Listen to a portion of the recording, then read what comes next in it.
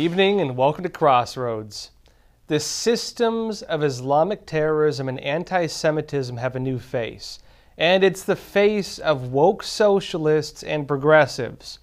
After the former leader of Hamas, and not the current leader I should add, issued a call for a day of global jihad, well, most of the rallies were on college campuses.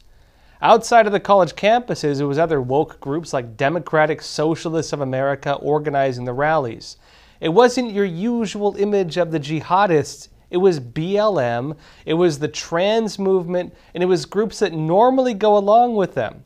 The irony of it all can't be overstated. There were members of Antifa who claimed to be anti-fascists who were rallying alongside people who had been calling to gas the Jews. Let me show you what I mean. Then tell it I should support the occupation. I should support the settlers. I should support the apartheid regime. And I should oppose the resistance of Palestinians. And why? Because of the allegedly LGBTQ-friendly policies of the Zionist government and the supposed enmity of Muslims and the Palestinian people. But I am here to tell you that is a bald-faced lie. The man who was wearing a skirt in that video and was speaking there was allegedly Claire Clark, a member of the Party for Socialism and Liberation. Andy No, a senior editor at the Post-Millennial, has been exposing many of the people and the groups that are behind the pro-Hamas and anti-Israel rallies. He noted that in Minneapolis, the group pushing the rallies against Israel under the narrative of there was no innocence in being a settler were from MN Uprising, which is a far-left extremist group tied to Antifa. It was involved in the 2020 riots. In fact, one of its websites also shows ties to Black Lives Matter and to the Defund the Police movement. Black Lives Matter Chicago is facing criticism for tweeting an image of a paraglider with the Palestinian flag and saying they stood with Palestine. Now, they've since deleted that. But many other BLM branches and far-left groups posted the same or similar images, and this caused some actually pretty serious rifts.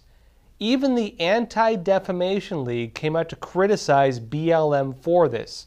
Jonathan Greenblatt, the CEO of ADL, wrote on Twitter, "The post shared in recent days by BLM chapters in Chicago, LA, other fringe groups, glorifying the Hamas terrorists who used hang gliders to infiltrate Israel, slaughtering over 1,000 innocents, is beyond sick, twisted. It's anti-Semitic, dehumanizing, and could prompt violence." Now, of course, in Europe, the situation looks different. There have been stabbings which are being blamed on terrorism. There are large-scale protests and riots, and many people are framing this as a kind of fallout from the mass migration into Europe from countries like Syria and parts of Africa. Interestingly, Henry Kissinger, who was an architect of American foreign policy that notably gave many concessions to global socialism, is now saying that some of this was a mistake. He's suggesting that multiculturalism does not look like it's working. Watch. I find celebrations about what happened, which technically was a sort of criminal act, as painful. It was a grave mistake to let in so many people of totally different cultural and religious and concepts, because it creates a pressure group inside each country that does that. Now back to what's happening in the U.S. and the open support of terrorism by far-left groups. The image of the paragliders is being taken as a reference to, of course, the terrorists who paraglided into Israel and then massacred civilians. And that same imagery has now been used by other groups organizing the college campus rallies. In fact, here's a poster from a group at the University of Washington. See the paraglider on the right-hand side? This student group at the University of Washington also lists out their endorsers for the Day of Resistance protests, and lo and behold, It includes the Party for Socialism and Liberation Seattle, Resist Seattle, and other socialist organizations. At CUNY School of Law in New York, I believe, student groups came out in even more direct support for terrorism against Jews. The students wrote that they support the struggle against Israeli settler colonialism and said they strongly affirm their right to armed resistance, notably against the Israelis. Harvard was facing backlash after a large number of its students came out in support of terrorism against Israel. It was so bad that some Wall Street firms were requesting the names of the students so that in the future they don't accidentally hire them. Harvard President Claudine Gay has now responded with an official video trying to calm the situation, where she denounces the student support for terrorism, although notes they're not going too far with this. Watch. People have asked me where we stand. So let me be clear. Our university rejects terrorism. That includes the barbaric atrocities perpetrated by Hamas. Our university rejects hate.